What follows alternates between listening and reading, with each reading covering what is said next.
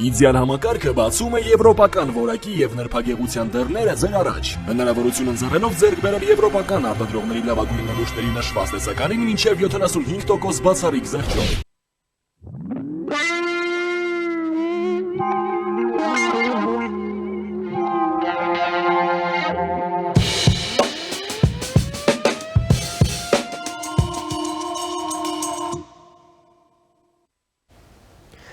Շարունակում ենք մեր թողարկումը, առաջին լրատվականի եթերում Կրկին Մեհրաբյան օնլայնն է, ես Ռուբեն Մեհրաբյանն եմ։ Մեր հաղորդման բացմանը ես տեղեկացրեցի, որ այս գիշեր իրոք պատմական իրադարձություն է տեղի ունեցել ուղիղ 1 տարի անց Միացյալ Նահանգների հետ ռազմավարական գործընկերության մասին խարծայի ստորագրումից հետո Հայաստանի եւ Միացյալ Նահանգների կառավարությունների համատեղ հայտարարություն է ընդունվել TRIP նախագծի շրջանակների վերաբերյալ։ Դա մի բավականին ծավալուն հանձնառություններ պարունակող, երկուստեք հանձնառություններ պարունակող մի փաստաթուղթ է, որը պետք է արդեն իրավաբանական տեսք ստանա եւ սկիզբ դնի արդեն աշխատանքներին գետնի վրա։ Քիչ առաջ հայտնի դարձավ, որ Ադրբեջանի արտգործնախարարությունը ողջունել է այդ քայլը Միացյալ Նահանգների եւ Հայաստանի միջև, նաեւ հայտնի դարձավ արդեն մեր այս հանդիպումից քիչ առաջ, տենց կեսօրից հետո, որ Ադրբեջանը 4 կալանավորված հայերի է ազատ արձակել, դրանք են Դավիթ Դավթյանը, Գևորգ Շուրջյանը, Վիգեն Էլջեքջյանը եւ Վագիվ Խաչատրյանը եւ Հակարիի կամրջի վրա նրանք փոխանցվել են Հայաստանի ազգային անվտանգության ծառայությանը, որն էլ հենց առաջինը հանդես եկավ հաղորդագրությամբ այդ մասին։ Հայտնի դարձավ նաեւ, որ Հայաստանում ՑՄՀ ազատազրկման դատապարտված 2 սիրիացի վարձկանները, որոնք գերի էին ընկել դեռ 20 թվականի 44-օրյա պատերազմին, թուրքական կողմի միջնորդությամբ հանձնվել են սիրիական կողմին։ Փորձենք հասկանալ այս ամենը, այս բավականին խիտ լրահոսը, այս ամենի հետ կապված փորձենք հասկանալ, որքանով են դրանք կապված իրար հետ, եթե այո, ապա ինչ աստիճանի եւ ընդհանրապես ինչ է տեղի ունեցել։ Փորձենք հասկանալ եւ այդ նպատակով ես մի հարգարժան հյուր եմ հրավիրել մեր տաղավար, ում սիրով ուզում եմ ներկայացնել, մեր հյուրն է Արսեն Խառատյանը, արևելագետ, կոնֆլիկտաբան, Ալիք մեդիայի հիմնադիր, բարև եք եկել, պարոն Խառատյան, ուրախ եմ նորից ձեզ տեսնել, շնորհակալ եմ հրավերս ընդունելու։ Ձեզ եմ շնորհակալ։ Պարոն Խառատյան, գանք այս հրատապ տեղեկատվությունից, կապված մեր այս կալանավորված հայրենակիցների ազատ արձակման հետ, ինչ տեղի ունեցավ, մենք շուտվանից նման լուրի ենք սպասում, որ գոնե ինչ-որ մի մասը կալանավորվածներից ազատ կարձակվի եւ ահա կա նման տեղեկատվություն ձեր գնահատականը։ Նախ շնորհավորում եմ ես ապօրինի տևական ժամանակ Բաքվի բանտերում պահվող մեր հայրենակիցների ընտանիքներին իրենց հարազատների վերադարձի կապակցությամբ։ Գիտեք, ամենակարևորը այն է, որ այս մարդկանց հետ նաև մեր հանրությունը կարողանա ճիշտ աշխատել, որպեսզի իրենք հանրային եւ մեր ամենօրյա կյանքին վերադարձնեն։ Այո, սա կարևոր ժամանակ է, սա հենց իրենց պարագայում անձնական մակարդակում գիտեինք, որ մինչ այս գոնե պաշտոնական տվյալների համաձայն կամ մեր ունեցած տեղեկատվության համաձայն, որ նաև Կարմիր խաչի միջոցով էր մինչև նախորդ տարի 23 թիվը աշխատում, 23 ուրեմն տարբեր կալանավորվածներ ունենք Ադրբեջանում, հիմա 4-ին բաց թողեցին, ընդ որում այս 4-ն էլ տարբեր փուլերում են ձերբակալվել, 3-ը 20 թվականի նոյեմբերի 10-ին 11-ին Շուշիի ճանապարհին եւ մեկը Վագի Խաչատրյանը ավելի ուշ հիշում ենք, որ արդեն խաղապահներ կային եւ այլն այս փուլում էր, բայց սա դժվար է անվանել պարզապես բարի կամքի դրսևորում, քանի որ ինչպես ճիշտ նշեցիք, երկու ուրեմն դատապարտյալ սիրիացի ցակումով պահում էինք այստեղ ահաբեկիչների դեպ հիմա քննարկումներ էին այստեղ գալուց առաջ, այո մենք չիմացանք այդ մարդիկ ինչ հոդվածներով դատվեցին, ինչ հիմքերով, այդ մարդկանց դատական գործերն ինչ են, սա նաև մեր դատական համակարգի խնդիրն է, մենք կարող ենք անդադ խոսել ապօրինի դատավարությունների մասին Ադրբեջանում, բայց նաև կարևոր կլինի, որպեսզի հետևողական լինենք այս իմաստով, որովհետև պարշի թե այդ մարդկանց ճակատագիրն ինչ է լինելու, իրենք ազատ են արձակվելու, ազատ չեն արձակվելու, պատիժ կրելու, հաղորդագրությամբ գրված է, որ նրանք հանձնվում են սիրիական կողմին, որպեսզի տեղում շարունակեն իրենց պատժի կրումը։ Տեսենք ինչքան հետևողական կլինենք հասկանալու, թե այսօրվա Սիրիայում այդ երկու անձը ինչով է զբաղվելու։ Հետաքրքիր է, որ սա տեղի ունենում Թուրքիայի միջնորդությամբ։ Թուրքիայի, որը որ ներկայում Սիրիայում շատ բան է որոշում, ինչպես գիտենք, եւ փաստացի կարելի է ասել, որ շատ իմաստներով Թուրքիայի ներկայիս գործող վարչակարգը փաստացի կառավարվում է շատ առումներով անկարայից, չենք վախենա դա ասել, անկախ ամենից մենք գիտենք, մենք փաստեր ունենք, որ կոորդինացված աշխատում են Սիրիայի տարբեր հատվածներում, որովհետև այնուամենայնիվ Սիրիան դեռևս դժվար է անվանել կայուն վերականգնված տարածքային ամբողջականությամբ երկիր, գիտենք, որ տարբեր զինյալ խմբավորումներ կան, հիմա սրանք կոնկրետ որ զինյալ խմբավորումներից էին, արդյոք Հայաստանի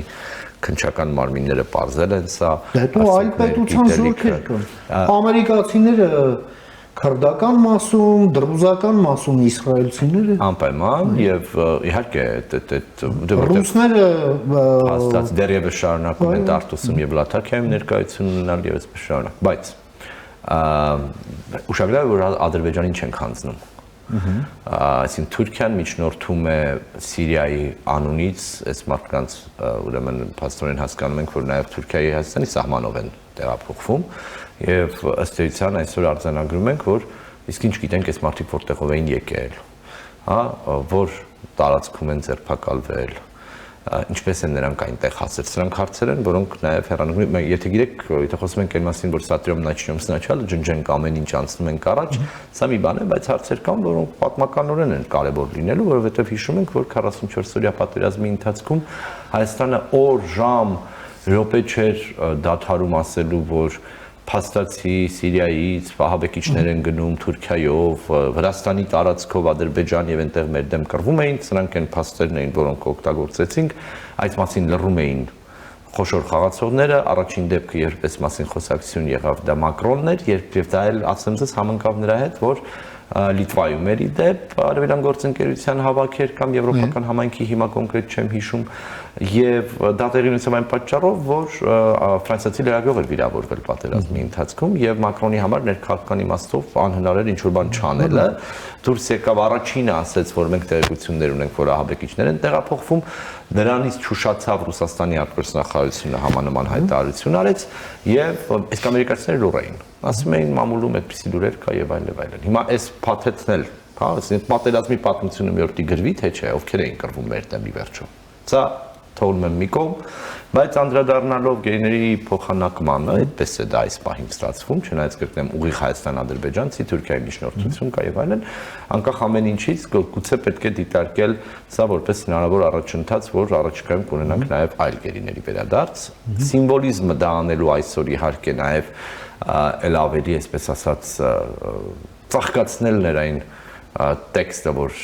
դուք պատմական որակեցիք, որ իրոք կարևոր տեքստ է, հա, այսինքն անելիքի մանրամասների վերաբերյալ համատեղ հայտարարություն, չափազանց կարևոր է, որ սա երկկողմ հանդիպում էր Հայաստանի արտգործնախարարի եւ Ամերիկայի պետքարտուղարի միջեւ, ես ձեզ օրինակի համար ասեմ, որ օրինակ Թրամփի առաջին վարչակազմի օրոք Պոմպեոյի հետ հանդիպում ստանալը դա անասելի անմարդկային ջանքեր էր պահանջում, հա, շատ քիչ արտգործնախարարներ էին առանձին հանդիպումներ ստանում, սա նաև ցույց է դնում, որ ամերիկյան քաղաքականությունը փոխվել է արտաքին ոլորտում ավելի ակտիվ եւ ավելի ուղիղ ներգրավվածությամբ, իսկ եթե հաշվի առնենք, որ օրինակ Ռուբիոն ունի 4 առնվազն առանցին գործ անելու բացի իր բուն պետքարտուղարի ֆունկցիան, բայց ժամանակ եւ ջանքեր գտնում դնում, սա մեր համար կարևոր նվաճում է եւ դրանով է նաեւ պայմանավորված բնականաբար Ադրբեջանի անմիջապես հայտարարությունն այն մասին, որ իրենք դա ողջունում են, իհարկե հաշվի են առնում, որ ինչ է հրապարակվել, այնտեղ կարծես թե որևէ առարկություն չունի ադրբեջանական կողմը, ավելին այսպես նաև ի ցույց է դնում, որ երկու են հիմնական կետերը, որոնք այս TRIP կոչվածի իրականացման ընթացքում առանցքային են համարվում, իսկ մասնավորապես Հայաստան-Ադրբեջան խաղաղության գործընթացը եւ Հայաստան-Թուրքիա կարգավորման հեռանկարը, կայուն հեռանկարը, որոնք Ադրբեջանն ասում է, ես կողմ եմ դրան, ես ջանքեր եմ ներդնելու, որպեսզի այս խաղաղությունը ինստիտուցիոնալիզացվի, ինչպես հայտարարված է տեքստում։ Սրան նախորդել էին իհարկե նաև Միացյալ Նահանգների տարբեր մակարդակի պաշտոնյաների այցեր Բաքու, հիշում ենք դա, եւ դրա ընթացքում էր խոսվել նաև ակնհայտ ամերիկյան կողմն ամեն ջանք դրել էր, որպեսզի հանկարծ Ադրբեջանը որևէ կերպ հետ չկանգնի այն համաձայնություններից, ես չեմ կարծում, թե այդպիսի բան կար, բայց կարծում եմ, որ հարցեր կար, որտեղ Ադրբեջանը կցանկանար մի քիչ ավելել ստանալ եւ կարող ենք խոսել թե ինչ մասով, բայց եթե պիտի անդրադառնանք հրապարակված փաստաթղթին, ապա մենք ստացել ենք մի հատ ընդհանուր ուղղությունների մասին մի քիչ ավելի շատ դետալավորված ֆունկցիոնալության մասին հանձնառություններ, որոնց պիտի հաջորդի ինչպեսն ու երբը։ Ինչպեսի մի հատվածը կա ընդհանուր գծերով, բայց երբը ժամանակացույցը նույնպես պակաս կարևոր չէ։ Եվ սրա այն փաստը, որ այս հանձնառությունների փաթեթը կամ իմպլեմենտացիոն ծրագիրը, հա, TRIP-ի իրականացման ծրագիրը ուղիղ կապվել է Հայաստան-Թուրքիա կարգավորման եւ Հայաստան-Ադրբեջան խաղաղության հետ, կարծում եմ կարեւոր է, որովհետեւ դա ավտոմատ արագացնելու է այդ գործընթացները, որտեղ ամերիկացիները լուրջ են տրամադրված եւ ուզելու են պրոգրես ունենալ եւ ամեն ինչ անելու են, որպեսզի այս ուղղություններով աշխատանք տարվի։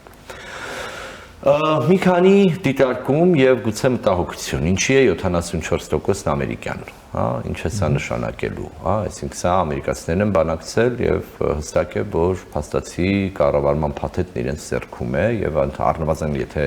վաղ այս փաստաթուղթը դառնում է իրականություն, ապա առաջիկա 49 տարվա ընթացքում ամերիկացիներն են վերահսկելու։ Ինձ համար հետաքրքիր կլներ ավելի մանրամասն հասկանալ, թե ինչ է նշանակում back office եւ front office։ Մենք մոտավորապես գիտենք ինչի մասին է խոսքը, բայց սա վերաբերում է ինչպես բեռներին, այնպես էլ քաղաքացիներին կամ մարդկանց, որոնք տեղափոխվելու են, այսինքն պետք է ենթադրել, որ լինելու է ինչ-որ համատեղ բազա, որտեղ Ադրբեջանից օրինակ մեկը Բաքվից նստել է, գնում է Նախիջևան գնացքով, հա,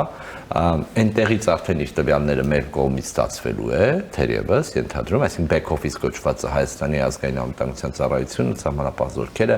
եւ այն բոլոր մարմինները, որոնք կարող են առնչություն ունենալ, պիտի նախապես ստանան այն տվյալները մարդկանց վերաբերյալ, որից հետո ուրեմն կառավարելի պիտի պահվի իրենց այս տարածքում լինել։ Այդտեղ խնդիրների մասին խոսելու են հիմա առաջիկայում, ես վստահ եմ, բայց ավելի կարևորն է, որ դրա դետալները պիտի հասկանանք եւ այդ տվյալների բազան տիրապետելու են արդյոք նաեւ ամերիկացիները։ Հա, որտեղ տեսնում ենք, որ այդ front office կոչվածում կանգնած են լինելու նաև ոչ հայ պաշտոնյաներ, բայց հայ պաշտոնյաների հետ մեկտեղ այսպիսի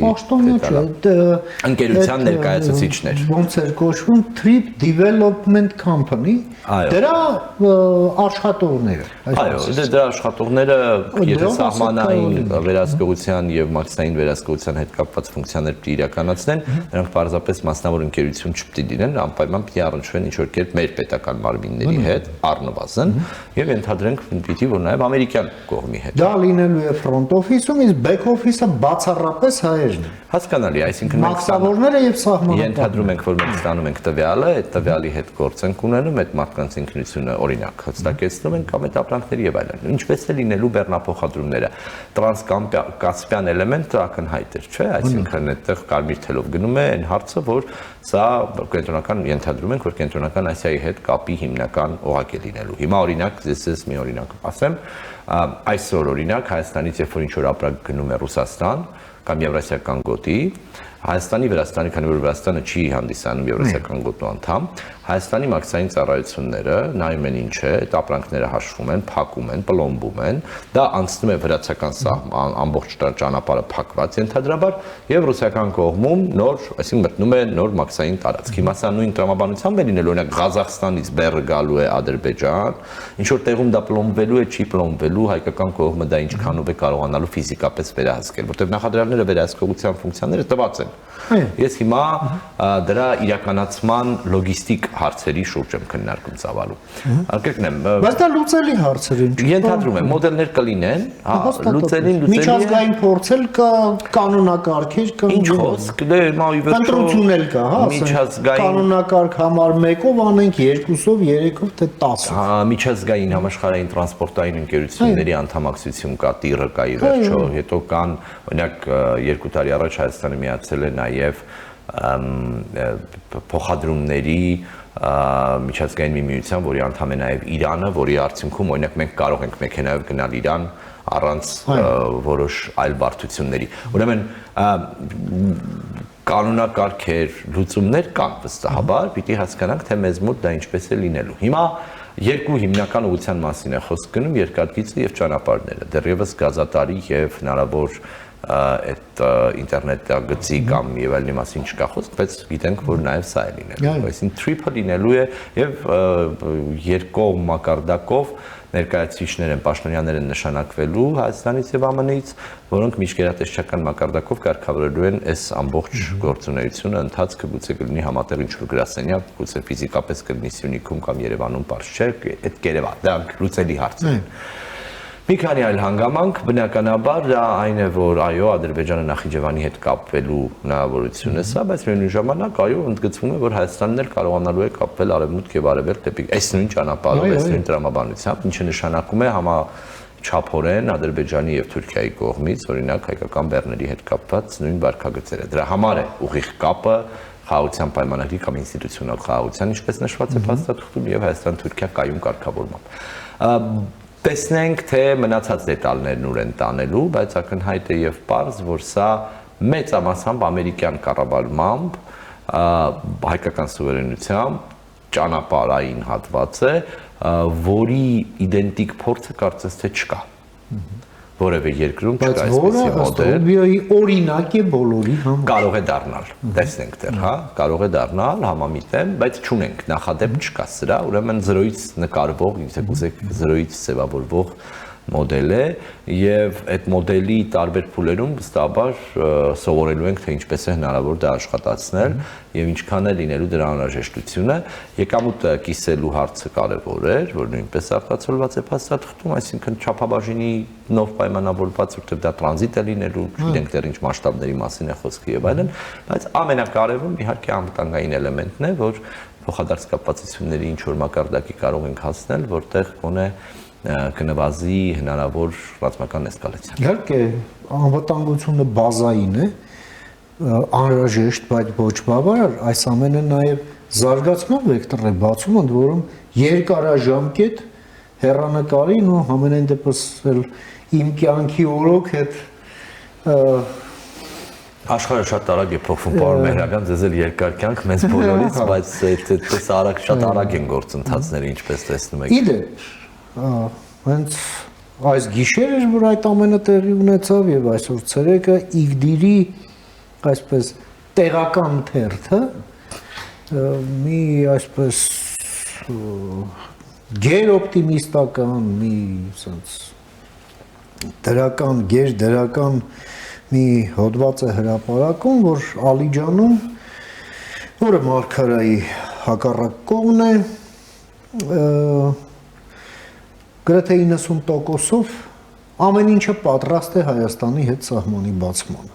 Եվ մենք սպասում ենք այդ օրվան։ Եվ այդ մնացած աշխատանքները պլանավորում ենք ավարտել ընթացիկ ամսվա ընթացքում, ամսվա վերջում այդ բացումը երկար սպասված բացումը տեսնելու համար։ Սա գրում է IGDIR-ի տեղական թերթը,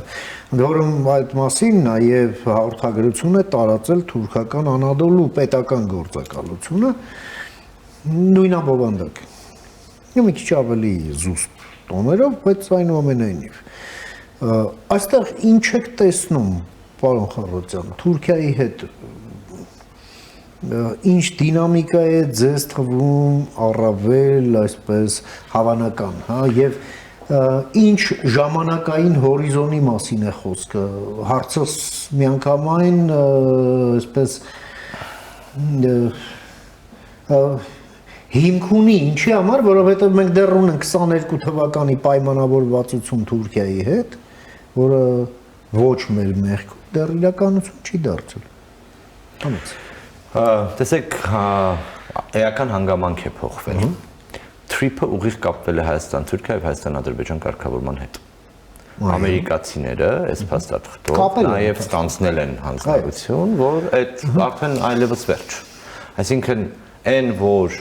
այն փաստը, որ արձանագրվել է, որ Հայաստան-Ադրբեջան ինստիտուցիոնալ խաղաղություն, սա նշանակում է խաղաղության պայմանագրի ստորագրում, ռատիֆիկացիա եւ գործարկում,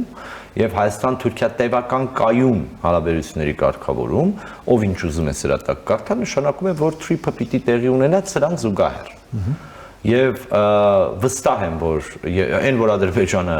Ադրբեջանի արտգործնախարարությունը նաև ողջունել է այս փաստաթուղթը, նշանակում է բնականաբար, որ իրենց հետ էլ է խոսվել սա եւ իրենք էլ շատ կոնկրետ այդ ուղղությամբ առաջընթաց են արձանագրելու, եթե ուզում են օրինակ ամերիկացիների հետ ստորագրել իրենց ռազմավարական խարտիան, որը որ քննարկվում է հենց հիմա, գիտեք, դեռ օգոստոսի 8-ից Ադրբեջանը եւ ԱՄՆ-ն սկսել են քննարկել ռազմավարական երկխոսության շրջանակներում համանման փաստաթուղթ ունենալու ուրեմն բանակցություններ են սկսել։ Հիմա սա նշանակում է, որ այս երկու գործընթացներն այնքան ուղիղ են կապված, որ չեն կարող իրար չաջակցել, եւ սա նշանակում է, որ ամերիկացիներն իրենց առաջ խնդիր են դրել այդ առաջընթացն ապահովելու եւ կարծում եմ, որ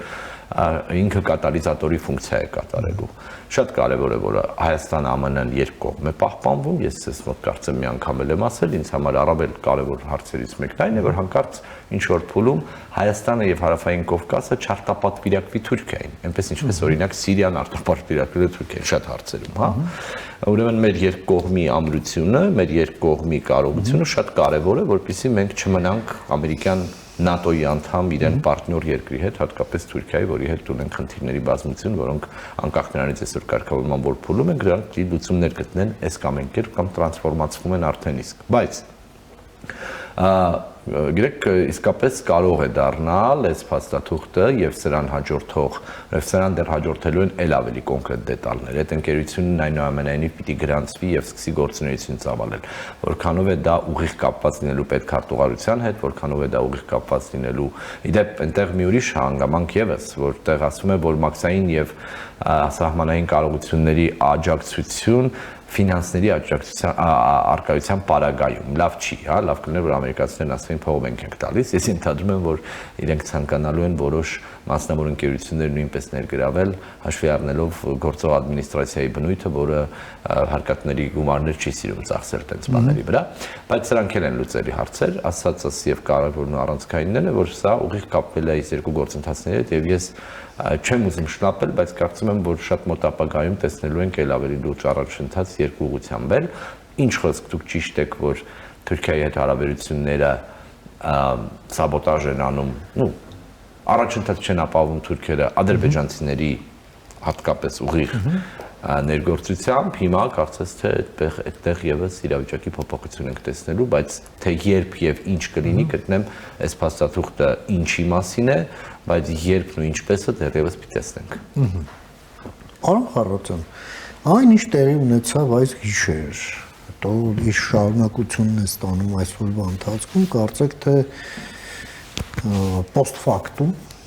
բայց գլխի է գցում, թե այնինչ ոռնոցներ էին գալիս ռուսական ճահիճներից դրա նախորդող օրերը, հա։ Այս տեսնում եք ինչ լրություն է։ Հիմա լրություն է, բայց այս ամենին նախորդեցին այդ ոռնոցները, ընդ որում ամենալկտի ձևով գործը հասավ նրանով, որ ըստ էության Ուկրաինայի օրինակով, հա, այսպես կոչ էր արվում եւ մտադրություն էր հայտնվում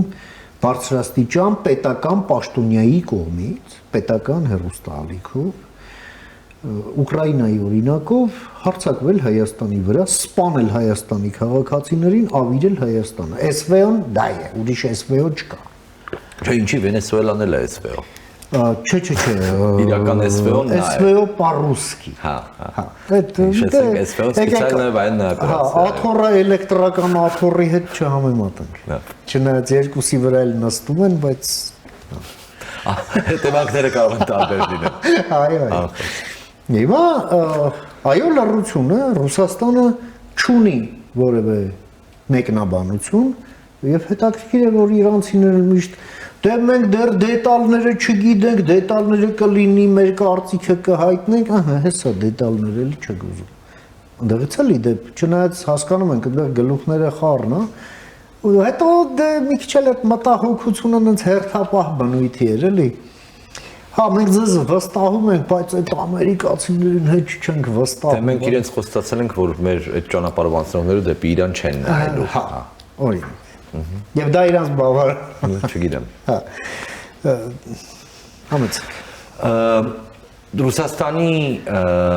նորությունն ինձ միշտ անհանգստացնում է, անկախ ամեն ինչից, որտեվ հաճախ օրինակ երբ դուրս են գալիս սկսում են այդպիսի ամբողջատիրական հայտարարություններ անել, ինչպես էս վերջի ընթացքում արվող բաները, որտեղ ասենք թող այդ մարդիկ իրենց դաչաների մասին մտածեն, որոնք հիմա Եվրոպայում վերցվել են, հենց այն մարդիկ, որոնք խոսում են իրենց երկրում, իրենց գողացածը, իրենց հարստությունը եւ այդ պաթետիկ բարիտոններով մեր վրա թող հայտարարություններ չանեն, բայց երբ անում են, այդ ավելի լավ է։ Այդ նշանակում է անզորություն կա։ Հա, այսինքն հասկացել են, որ սովորական աշխատանքային ռեժիմը սպառման ինչ-որ մի բան է, մի քիչ էլ այդտեղ են սրում, դե չեմ հասկանում, այս ինչ եք անում, հա, դե չեք հասկանում, ոնց որ թե տևական ժամանակա չեք հասկանում, երբ որ այդ նույն մարդիկ խոսում էին այն մասին, որ Հայաստանի վրա հարձակվել է Ադրբեջանը եւ Օդեկաբեն լուռ է։ Ոչինչ չի արել։ Այդ նույն մարդիկ էին ասում։ Եվ այդ Օդեկաբեն լուռ էլ մնաց, հետո գտան ձևը, թե մեզ էլ ինչի մեջ պիտի մեղադրեին։ Բայց ես չէի ուզի սրանով այդպես, գիտեք, Ռուսաստանի պարտության կամ Ռուսաստանի դուրս մղման տրամաբանության մեջ մտածել։ Ես այս մասին էլի եմ ասել, շատ ու շատ տարբեր ճանապարհներ են կառուցվել տարբեր հատվածներում եւ այդ թվում նաեւ Ռուսաստանը շրջանցող հարավային Կովկասով գնացող գազամուղ նավթատարներ, որոնցից Ռուսաստանն էլ է այս կամ այն կերպ օգտվել, հա, ենթակառուցվածքը լինում է, հետո երևում է։ Այլ հարց է, որ իհարկե շոկը մեծ է, ընդհանուր առմամբ շոկը մեծ է, դե Վենեսուելայից հետո հիմա Իրանն է սկսվել, որտեղ իրավիճակը գնալով ավելի լարված է, մենք նոր պիտի երևի այդ Starlink-ի եթե վերականգնվի, դες կտեսնենք կամ պատկեր ունենանք, մենք նաև գիտենք, որ մեր հայազգի հայրենակիցներ կան Իրանի քաղաքացիներ, որոնք զոհվել են։ Այս պահի դրություն։ Հա, եւ դիակներ ստանալու խնդիր կա անգամ, հա, հասկանում ենք, չէ՞, ինչ իրավիճակի հետ գործ ունենք։ Այսինքն մեզ էսպիսի, ուզում ասեմ, Իրանը այնքան բարդ փուլում է հիմա, այս trip-ի հետ կապված հարցերը դժվար եմ պատկերացնում, թե ԱԳՆ-ում նույնիսկ ինչ-որ պաշտոնյա ժամանակ ունի դրանով զբաղվելու։ Բայց դա չի խնդիրը, ես այսպես դա չարախնդալով չեմ ասում, լավ չի վիճակը, հա, այնտեղ շատ ծանր է։ Եվ իհարկե սրանք նաև իրար հետ կապակցված գործընթացներ են, մինչ Իրանն այնտեղ այդ վիճակում է, ամերիկացիները նաև մի քայլ են առաջ գնում Հայաստան, Թուրքիա, Ադրբեջան կարգավորման նոր շրջափուլ են մտնում եւ այդտեղ խնդիր չի դրած այլևս որևէ այլ խոշոր խաղացողի հաշվերի շահերի հետ հաշվի նստեն գոնե ԱՄՆ-ի դիրքերից, որովհետեւ հասկանում ենք նաև որ դեռևս չենք տեսել որևէ բան, որևէ նյութ, որևէ այսպես ասած տրամաբանություն, որտեղ հարց դրած լինի որևէ երրորդ կողմի, բացի Հայաստան եւ ԱՄՆ-ն, Հայաստան-Ադրբեջան, Հայաստան-Թուրքիա հարաբերությունները։ Ռուսաստանը ֆորմալ եւ ոչ ֆորմալ այստեղ ներգրավված չէ, եւ կարելի է ասել, որ օգոստոս 8-ից սկսյալ սա ըստ էության ամբողջությամբ ամերիկյան ծրագիր է եւ Միացյալ Նահանգները շարունակում է իր ամենաբարձր մակարդակի քաղաքական պետական հանձնառությունը սրա վրա եւ սա հույս է տալիս, որ մենք արագ ենք կարողանալու առաջընթաց ապահովել։ Պարոն Խառատյան, մենք օգոստոսի 8-ին Ամերիկայի հետ այս պայմանավորվածությունները, որոնք ձեռք բերեցինք, ըստ էության դրանք 3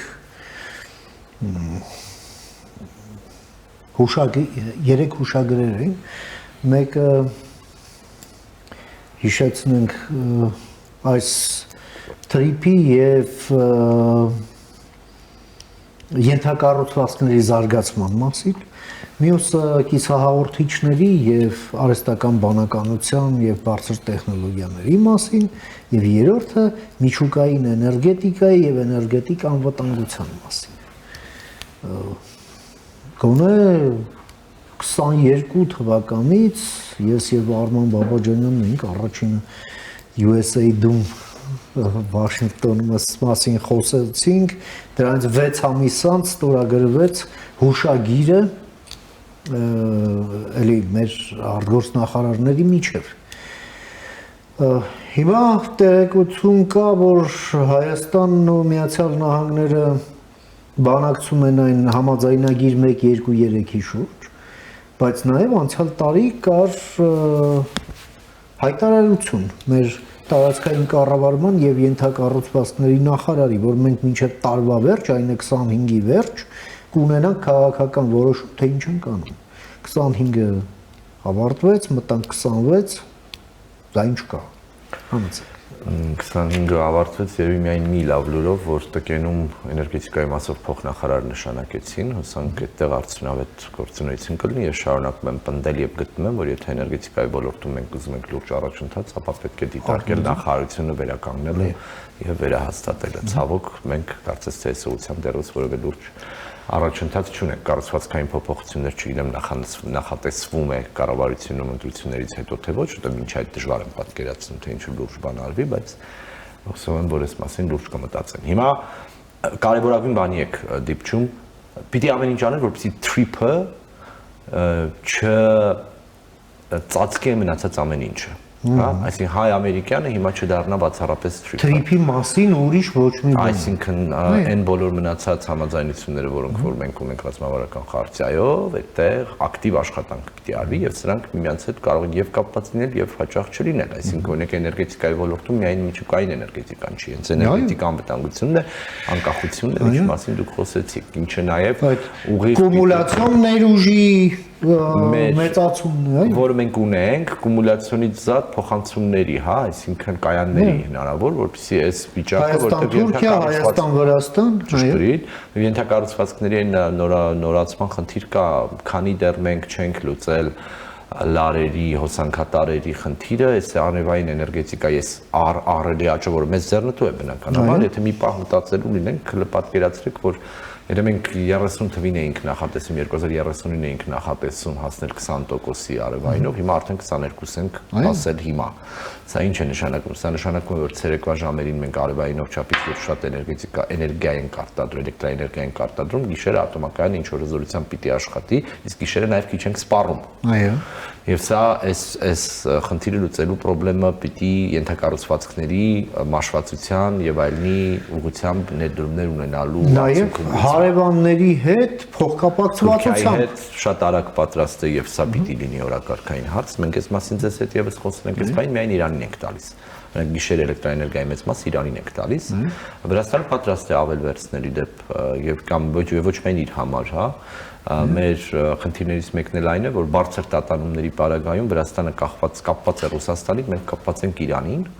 եւ այդ բարձր որտեղ խորհրդային շրջանի խորհրդային համակարգի փլուզումից հետո գիտեք, բան է փոխվել, եւ այստեղ մենք ուզում ենք եւ ունեինք կայան կառուցելու նպատակ 14-15 թվականից Ալավերդիում, որտեղ մենք եւ վրացիները խոսել էինք այս մասին քննարկել ենք, որպեսզի այդ նաեւ կարողանանք կառավարելի պահել հոսանքի տատանումները։ Ուրեմն էներգետիկայի, էլեկտրաէներգիայի ոլորտում կարևորագույն խնդիրը շարունակել օրակարգը պահել ակտիվ եւ աշխատել 1-2-3-ն, ինչպես ասեցիք, պարտադիր նախապայման է։ Հիմա ես հույս ունեմ, որ trip-ը չի այսպես ստվերելու մնացած ամեն ինչը օրակարգում։ Կիսահաղորդիչների մասով մեծ անհանգստություն գոնե այս բանը չունեմ, որտեղ Nvidia-ն է սա, եւ այդտեղ իդեպ էլեկտրականության խնդիրներ կարող ենք ունենալ, կապված, որը լավ է, որտեղ միայն այդ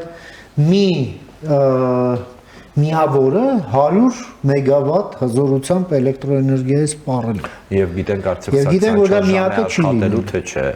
Հա, եւ նաեւ լսել ենք, որ այն առաջին խոստացված 5 միլիարդից զատ եւս 5 միլիարդի ներդրում է սպասվում, ես դետալների չեմ իրապետում, բայց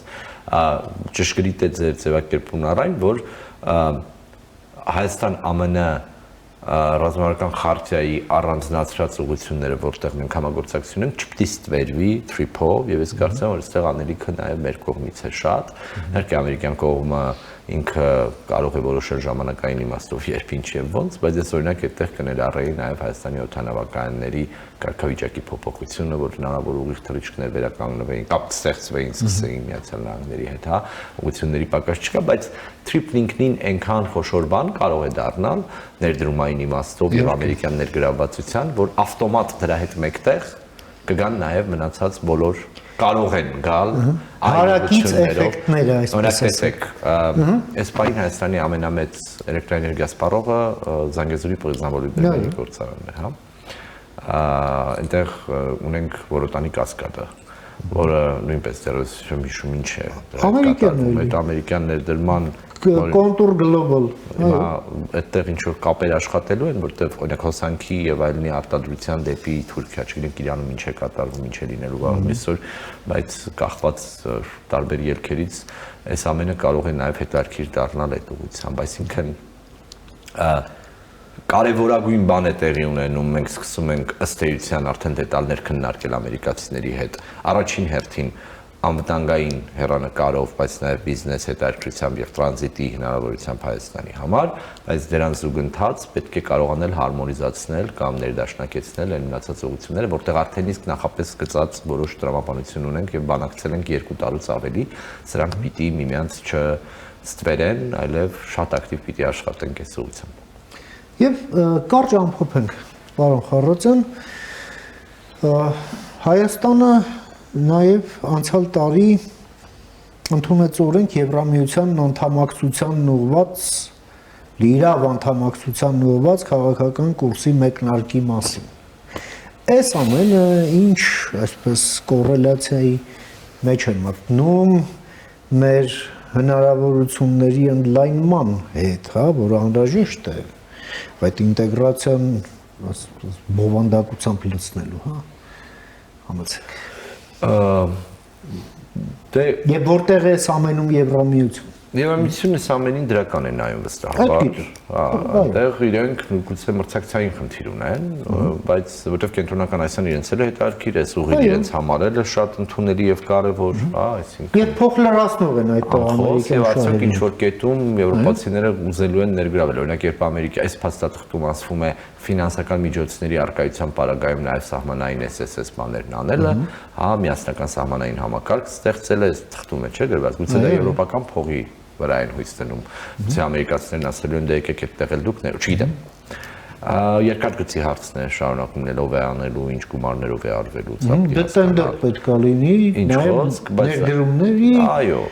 եւ դեռ կարող են եվրոպական ընկերություններ նաև հետաքրքրված լինել ներգրավել։ Մենեջմենտի մասով հայ-ամերիկյան չի նշանակում, որ միայն Հայաստանի եւ Ամերիկայի քաղաքացիներն են աշխատելու, չէ՞, այդտեղ այսինքն եվրոպական տարբեր պրոֆեսիոնալներ կարող են լինել միջազգային փորձ ունեցող, միջազգային փորձ ունեցող, կարող են կոնսորցիումներ ձևավորվել կոնկրետ հարցերը լուծելու համար, որտեղ հասկանալի է, չէ՞, որ ես 74-26% որ կա, այդտեղ կոմպոնենտներ են առանձնացված։ Դա ֆորմալ են ինչի եկել են եւ ինչ կարողություն ունենք այս բնում սա է քննարկել, բայց եթե 49 տարվա կտրվածքով 74% է դրվել, ուրեմն սա նշանակում է, որ մի քանի կոմպոնենտ դրվում է եւ կարողությունների եւ ներդրումների եւ այլնի առումով ամերիկյան հատվածի վրա, պետք է հասկանալ այդ 26%-ը մեզնից ինչ է ենթադրելու եւ մենք այդտեղ առանձին մենք մեզնով ենք կարողանալու անել, թե օրինակ խոսելու ենք նաեւ միջազգային այլ կորպորացիաների կամ ընկերությունների հետ։ Իսկ քաղաքական իմաստով Հայաստանի Եվրամիության ուղղությունը գուցե այսօր էլ կարծես պանելային քննարկում կար Եվրամիության դեսպանն ու վարչապետն էին խոսում եւ ես ներկայի եւ հիմնական անվտանգային հարցերի շուրջ էր, բայց պարզ է, որ Հայաստանի փիլիսոփայության եւ կամոկության հետ կապված խոսակցություններ եւ գոնե այս պահին այս իրերի այս դրությամբ ես մեծ խոչընդոտներ չեմ տեսնում, որ Հայաստանն իր արժեվ դրած քաղաքական նպատակների ուղղությամբ աշխատելու ջանքերն ինտենսիվացնի։